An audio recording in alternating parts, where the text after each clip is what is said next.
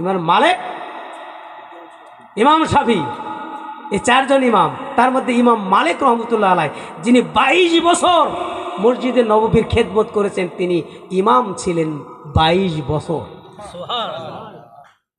এই 22 বছরের জিন্দেগিতে ইমাম মালিক রহমতুল্লাহ আলাইহি একদিনও তিনি মদিনার বুকে জুতা পায়ে দিয়ে হাঁটেনি।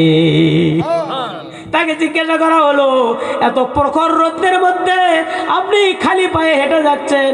তিনি বলছেন, দয়ার নবী এইখান দিয়ে হেঁটে গেছেন গো, আমি যদি জুতা পরি, আমার জুতার ভেতরুপি জুতার তার পায়ের ওপরে যদি আমার জুতা পরে তাহলে বেয়াদবি হয়ে যাবে, আমি এই মদিনার জিন্দিকে জুতা পরব না। তার জীবনীতে দেখা গেল ইমাম মালিক রহমতুল্লাহ আলাইহি উনি মায়ের গর্ভের মধ্যে 24 মাস পর্যন্ত ছিলেন।